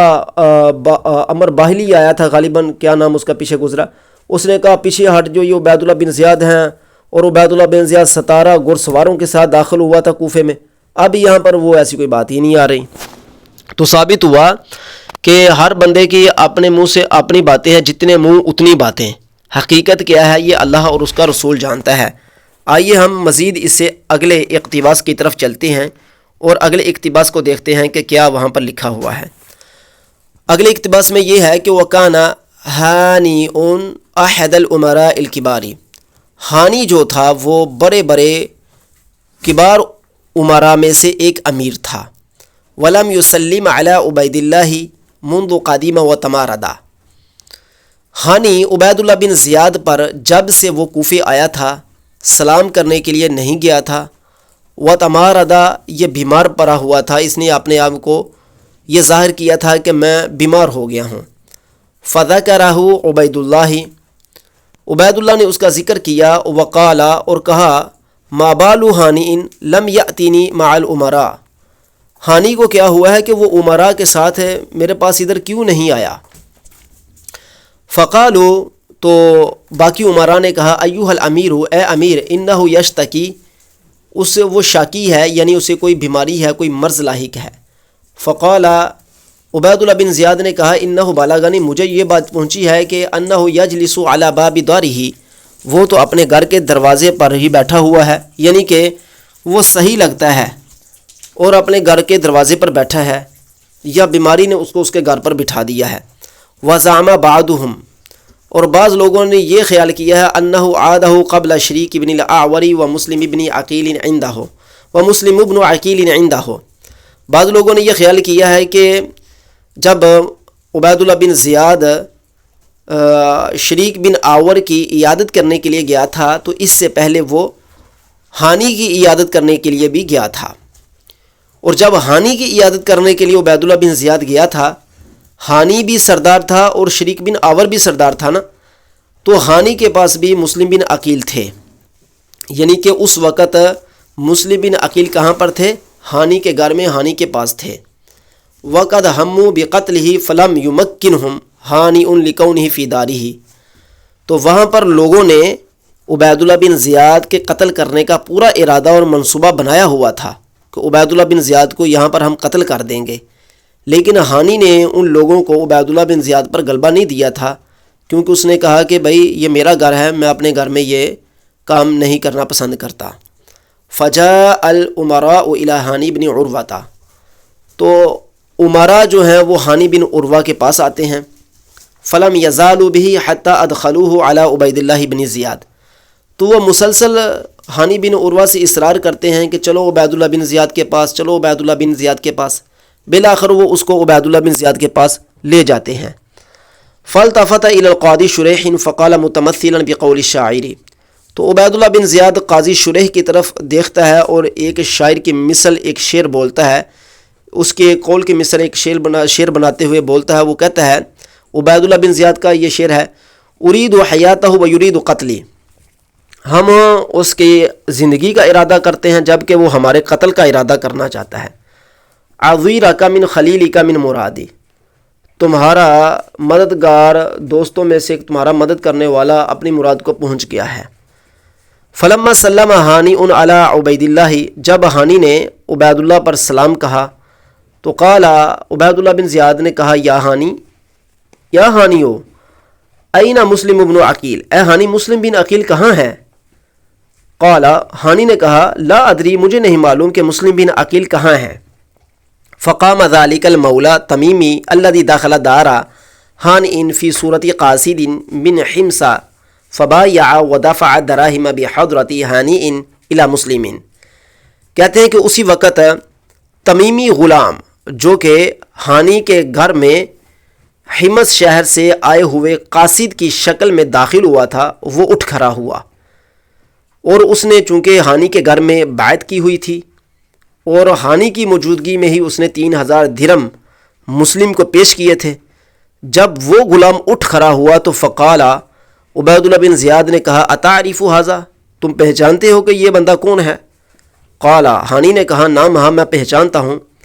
فلما رآہ ہانی قطع واسقط فی یدہ، جب ہانی نے یہ کہا کہ میں پہچانتا ہوں اور اس کو دیکھا تو دیکھتے ہی ہانی بہت زیادہ شرمندہ ہوا اور وہ اپنے ہاتھوں کو ملنے لگا کہ میں نے عبید اللہ بن زیاد کے ساتھ پہلے جھوٹ بولا ہے، اور عبید اللہ بن زیاد نے ہماری ایک ایک بات کی خبر لے رکھی ہے۔ فقال، ہانی نے کہا، اصلح اللہ الامیر، اللہ تعالیٰ امیر کے ساتھ بلائی کرے، واللہ ما دعوتہ الی منزلی، میں نے ہانی کو اپنے گھر میں نہیں بلایا تھا، میں نے ہانی کو اپنے گھر نہیں بلایا تھا۔ تو جب میں نے اپنے گھر میں ہانی کہتا ہے کہ میں نے مسلم بن عقیل کو اپنے گھر نہیں بلایا تھا، معذرت سے میں یہاں پر الٹ کہہ گیا ہوں، وہ یہاں پر ہانی کہہ رہا ہے کہ ما دعوتہ الی منزلی، میں نے اپنے گھر پر مسلم بن عقیل کو نہیں بلایا تھا، ولکنہ جاء فطرح نفسہ علی، بلکہ ہوا یہ کہ یہ ہانی خود میرے گھر میں آتا ہے۔ ہانی کہتا ہے کہ مسلم بن عقیل خود میرے گھر میں آئے اور انہوں نے آ کر میرے اوپر سارا کچھ بوجھ وزن ڈال دیا۔ ہانی سے جب مسلم بن عقیل ہانی سے جب عبید اللہ بن زیاد یہ پوچھ رہے ہیں تو وہ کہہ رہا ہے کہ مسلم بن عقیل میرے گھر میں خود ہی آگے اور انہوں نے اپنا آپ میرے اوپر ڈال دیا۔ فقال عبید اللہ، تو عبید اللہ نے کہا، فأتنی بہ، اچھا اگر یہی بات ہے تو پھر تم مسلم بن عقیل کو میرے پاس لے آ۔ فقال، تو ہانی نے کہا واللہ اللہ کی قسم لو کان تحت قدمی ما رفعتهما عنہ، اللہ کی قسم اگر مسلم بن عقیل میرے دو قدموں کے تحت ہوں تو میں تب بھی تمہارے سامنے مسلم بن عقیل کو نہیں لاؤں گا۔ فقالا، تو عبید اللہ بن زیاد نے کہا ادنوہ منی، اس بندے کو میرے قریب کر دو۔ فادنوہ، تو اس کو اس کے قریب کیا، لوگوں نے جو وہاں پر امراء تھے انہوں نے ہانی کو عبید اللہ بن زیاد کے قریب کر دیا۔ فضربہ بحربۃ علی وجہہ فشجہ علی حاجبہ وکسر انفہ، تو عبید اللہ بن زیاد نے ہانی کو نیزے کے ساتھ مارا تو اس کے رخسار پر زخم آ گیا، اس کی ایک گل پر زخم آ گیا اور اس کی ناک جو ہے وہ ٹوٹ گئی۔ ہانی عبید اللہ بن زیاد نے ہانی کی ناک کو توڑ دیا۔ وَتَنَاوَلَ هَانِئٌ سَيْفَ الشُّرْطِ لِيَصُلَّهُ، ہانی نے پاس ہی جو ایک شرطی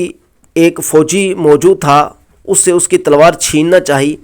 تاکہ وہ تلوار لے کر عبید اللہ بن زیاد پر جپٹ پڑے اور اس کا کام تمام کر دے۔ فَدُفِعَ عَنْ ذَلِكَ، تو یہاں پر تلوار اس کو دینے سے بچاؤ کیا گیا، یعنی کہ تلوار ہانی کو نہ دی گئی بلکہ اس سے دفاع کر لیا گیا۔ وقال عبید اللہ نے کہا قد احل اللہ لی دمک لانک حروری، اللہ رب العزت نے تیرا خون میرے لیے حلال کر دیا ہے کیونکہ تو حروری ہے، لانک حروری۔ ثم امر به، پھر اس کے بعد عبید اللہ بن زیاد نے حکم دیا فحبسہ فی جانب الدار، تو محل کے ایک طرف ہانی کو قید کر دیا گیا۔ جب ہانی کو قید کر دیا جاتا ہے وجاء قومہ من بنی مضحج مع عمرو بن الحجاج، تو اسی وقت مضحج قبیلہ مضحج جو ہے وہ عمرو بن حجاج کے ساتھ وہاں پر آ پہنچتا ہے۔ فوقفوا علی باب القصر، اور وہ باب قصر دارالامارہ کے سامنے کھڑے ہو جاتے ہیں۔ یظنون، اور وہ یہ گمان کر رہے تھے کہ انہ قد قتل، کہ ان کا جو سردار ہانی ہے اسے قتل کر دیا گیا ہے۔ فسمع عبید اللہ جلبہ،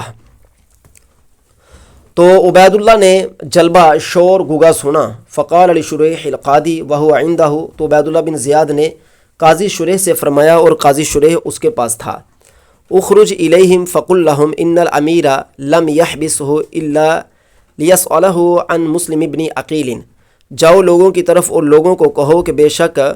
امیر نے ہانی کو قید کیا ہے تاکہ وہ اس سے مسلم بن عقیل کے بارے میں پوچھ تاچھ کر سکے۔ فقال لهم، تو نعمان بن بشیر نے لوگوں سے کہا ان صاحبکم حی، تمہارا جو سردار ہے وہ زندہ ہے۔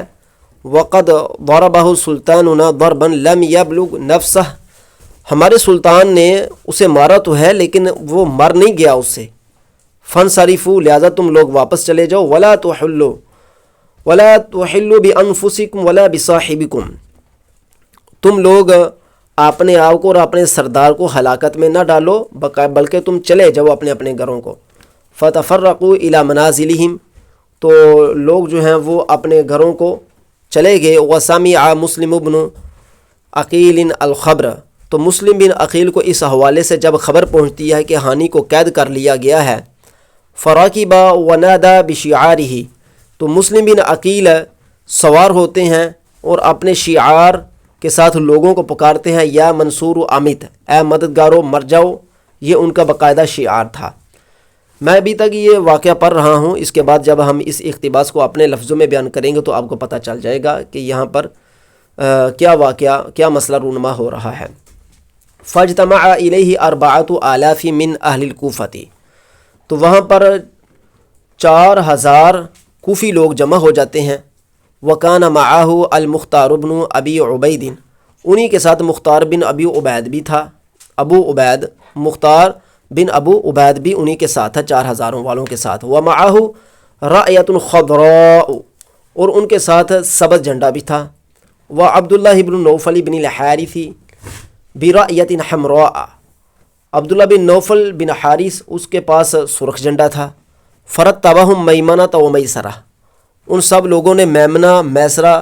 ترتیب دیا. وسارا ہوا فی القلب الی عبید اللہ، مسلم بن عقیل جو ہیں وہ عبید اللہ کی طرف بڑھے، اس میمنہ اور میسرہ کے قلب میں ہوتے ہوئے، درمیان میں ہوتے ہوئے مسلم بن عقیل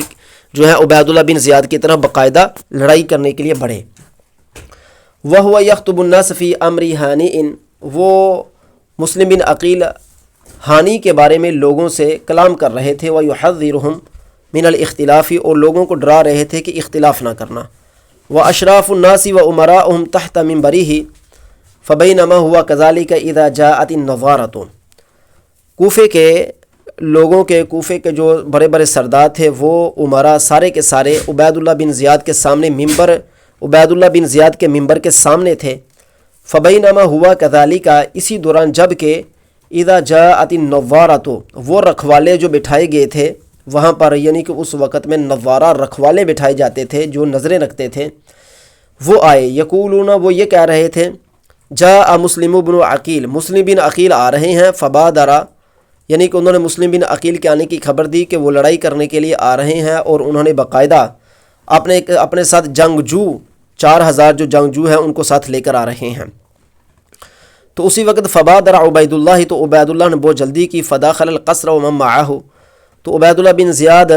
دارالامارہ میں داخل ہو گیا اور اس کے ساتھ جو باقی لوگ تھے وہ بھی داخل ہو گئے. واغلقوا علیہم الباب، اور انہوں نے دروازے کو بند کر لیا. فلما انتہا مسلم الی باب القصر وقف بجیشہ ہناک، اور جب مسلم بن عقیل شاہی محل کے دروازے پر پہنچتا ہے اور وہاں پر آ کر وہ اپنے لشکر کو گاڑ دیتا ہے، اپنے لشکر کو وہاں پر وہ کھڑا کر دیتا ہے. تو فاشرف امراء القبائل الذین عند عبید اللہ فی القصر،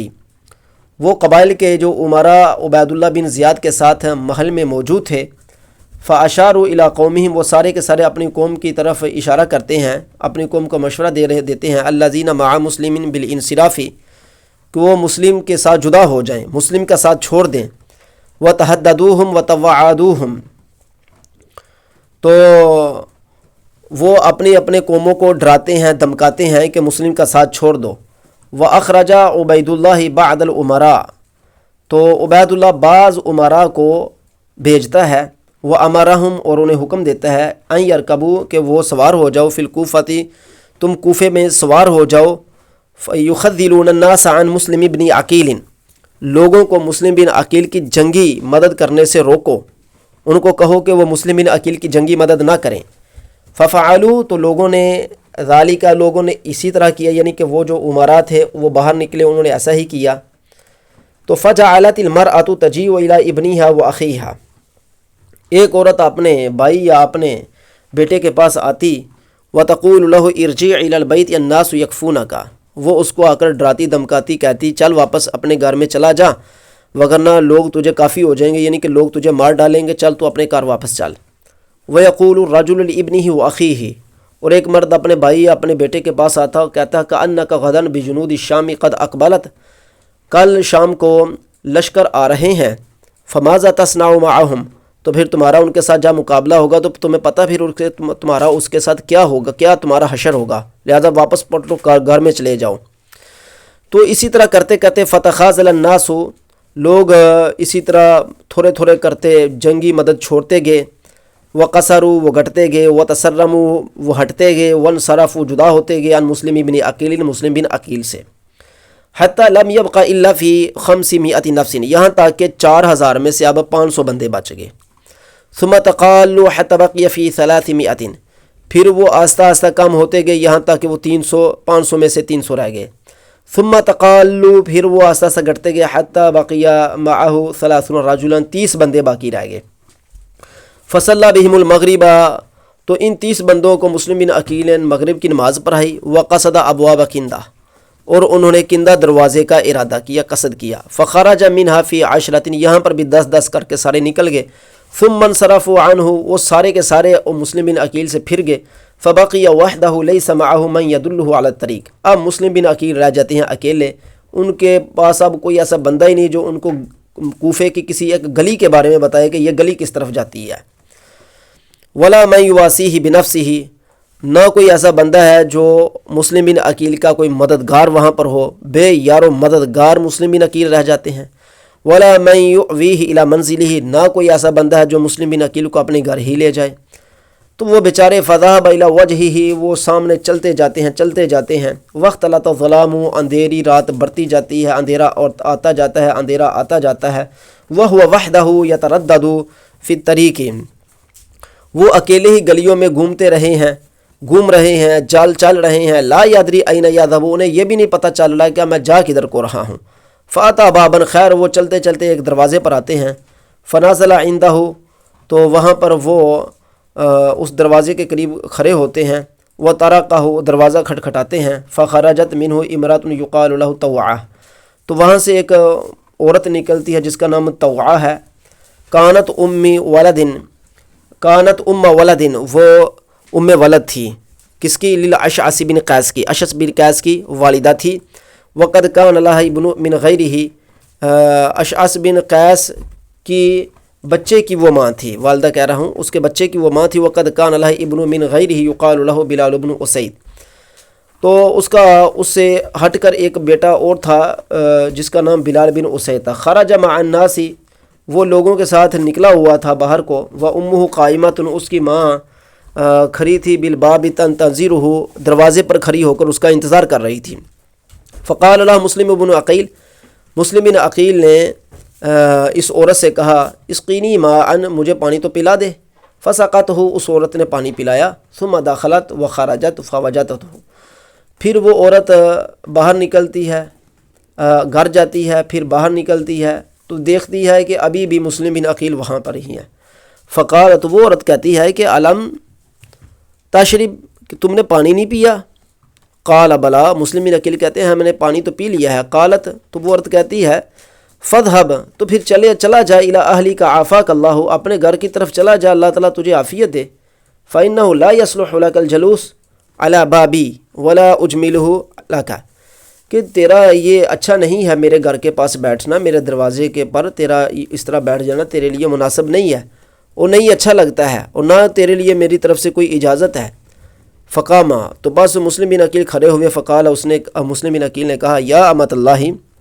اے اللہ کی بندی، لیس لی فی ھذا البلد منزل ولا عشیرۃ، اس شہر میں نہ میرا کوئی گھر ہے نہ میرا کوئی خاندان ہے۔ فہل لک الی اجر ومعروف وفعل نکافئک بہ بعد اليوم، کیا تو یہ چاہتی ہے کہ تجھے کوئی اچھا اجر جزا اور تجھے اس کا کوئی میں بدلہ دوں، لیکن آج کے دن کے بعد دوں گا۔ فقالت، اس عورت نے کہا، یا عبد اللہ، اللہ کے بندے، وما ہوا، یہ کیا ہے سب کچھ جو تم کہہ رہے ہو، وہ کیا ہے سب کچھ؟ قال، اس نے کہا، یا اس عورت نے پوچھا کہ تم کون ہو، یہ سارا کیا معاملہ ہے؟ قال، تو مسلم بن عقیل نے کہا، انا مسلم بن عقیل، میں مسلم بن عقیل ہوں۔ قذبنی ہؤلاء القوم وغرونی، اس ساری قوم نے ہمیں جھٹلا دیا ہے، ہمیں دھوکہ دے دیا ہے۔ فقالت انت مسلم، اس عورت نے کہا کہ تو مسلم ہے؟ قال نعم، تو مسلم نے فرمایا ہے میں مسلم ہوں۔ معزز سامعین، اس سے آگے کیا ہوتا ہے انشاءاللہ تعالی ہم یہاں سے اگلی نشست میں بیان کریں گے۔ ابھی میں نے صرف یہاں پر اتنا بیان کرنا ہے کہ جو کچھ میں پیچھے پڑھ آیا ہوں، اور اس میں ہم نے اختصار کے ساتھ جو آپ کے سامنے رکھنا ہے تاکہ آپ کو سمجھ آئے وہ یہ سب کچھ کیا ہے۔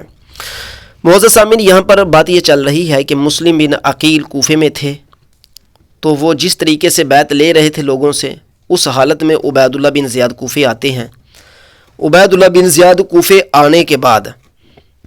لوگوں سے پوچھ تاچھ کرتے ہیں کہ کیا معاملات ہو رہے ہیں۔ اس دوران وہ لوگوں کو جمع کرتے ہیں، جو کچھ اس نے کیا ہم نے آپ کو بتایا۔ اب اس کے بعد ہوتا کیا ہے؟ اس کے بعد یہ معاملات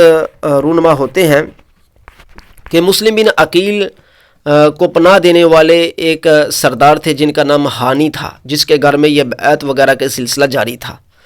عبید اللہ بن زیاد اپنا غلام بیچتا ہے،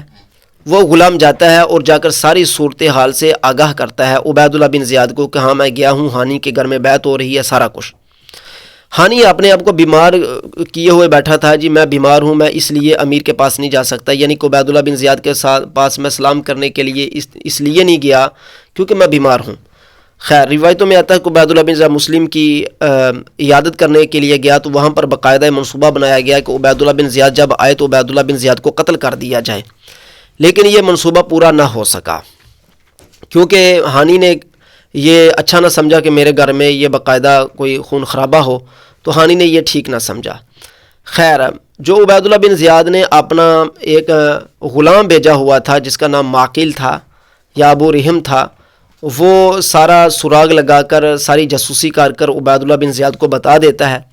عبیداللہ بن زیاد کو جب پتہ چلتا ہے کہ ہانی ابھی تک نہیں آ رہا تو باقی امراء کو عبیداللہ بن زیاد کہتا ہے کہ ہانی کو میرے پاس لاؤ، تو وہ جاتے ہیں، وہ ہانی کے پاس جاتے ہیں، ہانی کو کہتے ہیں کہ چلو تمہیں عبیداللہ بن زیاد امیر بلا رہے ہیں۔ تو ہانی جو ہے وہ عبیداللہ بن زیاد کے پاس بالآخر آتا ہے۔ جب ہانی آتا ہے تو مسلم بن عقیل ہانی سے پوچھ تاچھ کرتے ہیں کہ ہاں ہانی آگے ہو، چلو بتاؤ کہ پھر مسلم بن عقیل کہاں ہیں؟ ہانی آگے سے کہتے ہیں کہ مجھے کیا پتہ مسلم بن عقیل کہاں ہے۔ تو جب ہانی مانتا نہیں ہے تو اس وقت پھر عبیداللہ بن زیاد اسی غلام کو جو کہ حمص شہر سے آیا ہوا تھا قاصد کی صورت میں اس کو کھڑا کر دیتا ہے۔ عبیداللہ بن زیاد کہتا ہے کہ ہانی کو کیا تم اس بندے کو پہچانتے ہو؟ یہ وہی بندہ ہے جس نے 3000 درہم تم لوگوں کو دیے تھے اور مسلم بن عقیل کی اس بندے نے بیعت کی تھی۔ ہانی سمجھ جاتا ہے اور ہانی بہت شرمندہ ہوتا ہے، اور ہانی کو پتہ چل جاتا ہے کہ عبیداللہ بن زیاد کو ہر بات کے بارے میں پتہ چل چکا ہے کہ ہم حکومت کو گرانے کے لیے جو منصوبہ تیار کر رہے تھے وہ منصوبہ عبیداللہ بن زیاد پر ظاہر ہو چکا ہے، لہذا ہماری خرافات ظاہر ہو چکی ہیں۔ ہم جو چھپ چھپ کر ایک منصوبہ بازی کر رہے تھے وہ منصوبہ بازی عبیداللہ بن زیاد پر ظاہر ہو چکی ہے۔ تو اب عبیداللہ بن زیاد کہتا ہے اب تمہیں پتہ چل گیا ہے کہ مسلم بن عقیل تمہارے ہی پاس ہے، لہذا مسلم بن عقیل جب تمہارے پاس ہے تو اس کو میرے حوالے کر دو۔ اب ہانی کہتا ہے کہ میں مسلم بن عقیل کو تمہارے حوالے نہیں کر سکتا، اور اس سے پہلے ہانی یہ بھی کہتا ہے کہ میں مسلم بن عقیل کو میں نے اپنے گھر میں پناہ نہیں دی تھی، بلکہ مسلم بن عقیل تو خود ہی میرے گھر میں آ گئے تھے اور آ کر میرے اوپر اپنا بوجھ ڈال دیا کہ لو بھائی مجھے پناہ دو، تو میں تو مجبور ہوں، تو میں نے مجبور ہو کر پناہ دی۔ تو عبیداللہ بن زیاد کہتا ہے چلو ٹھیک ہے، جیسے بھی تم نے پناہ دی تم جو مسلم بن عقیل کو میرے حوالے تو کرو اب۔ تو ہانی کہتا ہے کہ اللہ کی قسم اگر میرے دونوں پاؤں کے تحت نیچے مسلم بن عقیل ہو، یعنی میرے پاس مسلم بن عقیل ہو، تو میں پھر بھی عبیداللہ بن زیاد کو کہتا ہے کہ تمہارے حوالے مسلم بن عقیل کو نہیں کروں گا۔ عبیداللہ بن زیاد کے سامنے جب یہ اکڑتا ہے تو ظاہر ہے کہ عبیداللہ بن زیاد ایک پورے علاقے کے سب سے بڑے امیر ہیں، اور یہ ہانی جو ہے یہ ایک قبیلے کا امیر ہوگا۔ تو مسلم بن عقیل نے امراء سے کہا کہ اس بندے کو میرے قریب کرو، ہانی کو اپنا عبیداللہ بن زیاد نے کہا۔ عبیداللہ بن زیاد کے کہنے پر ہانی کو جب قریب کیا جاتا ہے تو عبیداللہ بن زیاد زور سے نیزہ مارتا ہے اس کے منہ پر، جس سے ایک تو اس کی ناک ٹوٹ جاتی ہے اور ایک اس کا رخسار جو ہے گال جو اس کی ہے وہ زخمی ہو جاتی ہے۔ اس کے بعد عبیداللہ بن زیاد حکم دیتا ہے کہ ہانی کو قید کر دو۔ اب جب ہانی کو قید کیا جاتا ہے تو باہر لوگوں میں مشہور ہو جاتا ہے جی ہانی کو قتل کر دیا گیا۔ اب ہانی کے جو قبیلے والے تھے وہ آ کر عبیداللہ بن زیاد کے محل کے سامنے دھرنا دے دیتے ہیں۔ عبیداللہ بن زیاد جب یہ ساری باتیں سنتا ہے کہ یہاں پر دھرنا ہو چکا ہے تو عبیداللہ بن زیاد مسلم بن اپنا نعمان بن بشیر کو کہتا ہے کہ تم جاؤ اور جا کر لوگوں کو سمجھاؤ کہ ہم نے ہانی کو قتل نہیں کیا بلکہ ہم نے ہانی کو یہاں پر قید کیا ہے کیونکہ ہم اسے مسلم بن عقیل کے حوالے سے پوچھ تاچھ کرنا چاہتے ہیں۔ جب یہ بات مسلم بن عقیل کو پتہ چلتی ہے کہ عبیداللہ بن زیاد میری تلاش میں ہے تو مسلم بن عقیل آگے سے یہ کرتے ہیں کہ وہ باقاعدہ ایک دستہ تیار کرتے ہیں، گروہ تیار کرتے ہیں، لوگوں کو ابھارتے ہیں، قتل و لڑائی اور جھگڑے اور فسادات کے لیے ابھارتے ہیں کہ ہم نے ہانی کا بدلہ لینا ہے۔ اس اعتبار سے 4000 جنگجو جو ہے وہ تیار ہو جاتے ہیں اور وہ آ جاتے ہیں قصر امارہ پر حملہ کرنے کے لیے۔ جب وہ قصر امارہ پر حملہ کرنے کے لیے آتے ہیں تو وہاں پر عبیداللہ بن زیاد کی طرف سے جو نگران وہاں پر مقرر کیے گئے تھے نگرانی کرنے کے لیے، وہ آ کر بتاتے ہیں عبیداللہ بن زیاد کو کہ جو ہانی ہے اپنا مسلم بن عقیل ہے وہ ہانی کا بدلہ لینے کے لیے 4000 جنگجو لے کر لڑنے کے لیے آ گئے ہیں۔ تو عبیداللہ بن زیاد جلدی سے محل میں داخل ہوتا ہے، تالا لگا دیا جاتا ہے، دروازے بند کر دیے جاتے ہیں۔ اس کے بعد جتنے بھی قبائل کے سردار تھے وہ بھی عبیداللہ بن زیاد کے پاس موجود تھے، تو وہ سارے کے سارے سردار عبیداللہ بن زیاد کے پاس جو موجود تھے وہ باہر نکلتے ہیں اور وہ لوگوں کو کہتے ہیں کہ بھائی لڑائی جھگڑا مت کرو، اپنے اپنے گھروں کی طرف واپس پلٹ جاؤ، ایسا کچھ معاملہ نہیں ہے۔ پھر اس کے بعد عبیداللہ بن زیاد کچھ قبیلوں کے سرداروں کو باہر نکالتا ہے اور انہیں کہتا ہے تم کوفے میں جاؤ اور لوگوں کو کہو کہ اگر تم لڑو گے تو معاملات خراب ہو سکتے ہیں، لہٰذا تم مسلم بن عقیل کی مدد کرنا چھوڑ دو۔ وہ جاتے ہیں، وہ گلیوں میں اعلان کرتے ہیں باقاعدہ، اور سارے لوگ آہستہ آہستہ آہستہ آہستہ کر کے، جس طرح ہم نے آگے آپ کو حرف بحرف سنایا ہے، وہ سارے کے سارے مسلم بن عقیل کا ساتھ چھوڑ دیتے ہیں، حتیٰ کہ مسلم بن عقیل بے یار و مددگار ہو جاتے ہیں۔ ان کو کوئی گلی کا رستہ بتانے والا نہیں ہوتا، ان کے پاس کھانا پینا نہیں ہوتا، ان کو کوئی گھر میں جگہ دینے کے لیے کوئی بندہ ان کو نہیں رکھتا۔ تو وہ جب ایک عورت کے گھر پر پہنچتے ہیں تو دروازہ کھٹکھٹاتے ہیں، تو اس عورت سے پانی پیتے ہیں۔ وہ عورت کہتی ہے چلا جا، یہاں پر نہ بیٹھ۔ تو مسلم بن عقیل اپنا تعارف کرواتے ہیں اور وہ کہتے ہیں میں مسلم ہوں۔ اب یہاں سے آگے انشاءاللہ تعالی ہم آپ کو بیان کریں گے اگلی قسط میں کہ اس سے آگے کیا ہوتا ہے، یعنی کہ کس طرح مسلم بن عقیل عبیداللہ بن زیاد کے قبضے میں آتے ہیں اور پھر وہاں پر ان کی شہادت کس طریقے سے تاریخ دانوں نے بیان کر رکھی ہے، وہ ہم آپ کے سامنے بیان کریں گے۔ ابھی جو کچھ ہم نے آپ کے سامنے بیان کیا ہے، یہاں سے صرف اتنا آپ کو معلوم ہونا چاہیے کہ یہ سارا واقعہ اگر آپ دیکھیں تو پہلے یہ کہا گیا تھا جی 18,000 بندے نے مسلم بن عقیل کے ہاتھ پر بیعت کی ہے، جی 12,000 بندے نے مسلم بن عقیل کے ہاتھ پر بیعت کی ہے، لیکن اب یہاں پر آ کر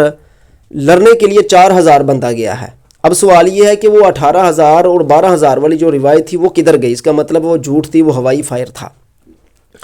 اب یہاں پر 4,000 بندہ لڑنے کے لیے آیا تو 4,000 میں سے ایک بندہ بھی مسلم بن عقیل کے ساتھ مل کر لڑائی نہیں کرتا۔ 4,000 کا 4,000 مسلم بن عقیل کو اپنے گھر سے بھی باہر نکال دیتا ہے، وہ بے یار و مددگار ہو جاتے ہیں، ان کے ساتھ کچھ کھانا پینا تک نہیں ہوتا، وہ بیچارے خالی مخلی ہو جاتے ہیں۔ اس کا مطلب یہ ہوا کہ یہ بھی واقعہ گڑھا گیا ہے، یہ بھی ہوائی فائر چھوڑا گیا ہے مسلم بن عقیل پر کہ انہوں نے باقاعدہ ایک جنگی محاذ تیار کیا کوفہ کے اندر رہ کر، اور انہوں نے باقاعدہ اس وقت کی حکومت کے خلاف بغاوت کی۔ حالانکہ امام حسین رضی اللہ تعالیٰ عنہ نے مسلم بن عقیل کو بھیجا۔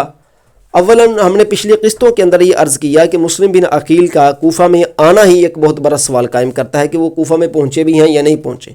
اگر پہنچے ہیں تو یہ جو واقعات رونما ہو رہے ہیں،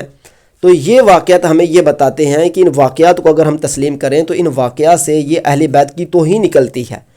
وہ توہین اس طریقے سے نکلتی ہے کہ دیکھو، ابھی عبیداللہ بن زیاد نے کوئی ایسا کام نہیں کیا جو اسلام مخالف کام ہو، جس کی وجہ سے اس کی حکومت کا توڑنا ضروری ہو، لیکن مسلم بن عقیل جو ہے وہ چھوٹی چھوٹی بات پر پہلے تو آ کر 18,000 12,000 کی بیعت لے رہے ہیں، پھر وہ 4,000 کا دستہ، صرف ابھی ایک بندہ ہے جس کے بارے میں یہ بھی پکا پتہ نہیں کہ اس کو قتل کیا گیا ہے یا نہیں، صرف ہانی ایک سردار تھا، اس کے جھوٹ بولنے کی وجہ سے اس کو عبیداللہ بن زیاد نے حبس کیا، اس کو قید کیا۔ تو بھائی ظاہر ہے اس نے جھوٹ بولا، اس سے کچھ پوچھ تاچھ تو کرنی تھی۔ اب اس کا بدلہ لینے کے لیے 4,000 بندہ تیار ہو کر مسلم بن عقیل کے ساتھ آ جاتا ہے لڑنے کے لیے، اور 4,000 میں سے ایک بندہ بھی نہیں لڑ پاتا، اور 4,000 کا 4,000 صرف چند ایک اپنے سرداروں کی باتیں سن کر کہ بھائی اگر تم لڑو گے تو تمہیں قتل کر دیا جائے گا، شامی فوجی آئیں گے تمہیں قتل کر دیں گے، یہ باتیں سن کر وہ 4,000 کا 4,000 بندہ بھی، اور وہ مختار بن ابو عبید جس کو یہ کہتے ہیں جی اس نے امام حسین کا بدلہ لیا، آگے چل کر اس کے بارے میں بھی آئے گا، تو وہ یہاں پر کدھر جاتا ہے؟ تو ثابت ہوا معزز سامعین کہ یہ جو واقعات بنائے گئے ہیں، ان واقعات کو سمجھنا، بالخصوص اس کربلا کو سمجھنا آپ کے لیے ضروری ہے کہ یہ جو کربلا بیان کی جاتی ہے آج کل ممبروں پر، اس کربلا میں اور یہ جو کتابوں کے اندر ہم آپ کے سامنے کربلا بیان کر رہے ہیں، اس کربلا میں بہت زیادہ فرق آ رہا ہے، ٹھیک ہے نا؟ اب اس ساری صورتحال میں یہ جو ہم بیان کر رہے ہیں کربلا، یہ بھی فیک ہے، جھوٹی ہے، اور وہ کربلا جو آج کل ممبروں پر بیان ہو رہی ہے وہ بھی جھوٹی ہے۔ تو اب یہ جھوٹی کربلا کو لے کر اہل بیت کی توہین کرنا اور یہ کہنا کہ عبیداللہ بن زیاد ظالم ہے، فاسق تھا، فاجر تھا، یزید زانی تھا، شرابی تھا، یعنی کہ یہ کہ اس وقت کے حکمرانوں کو لے کر ان کا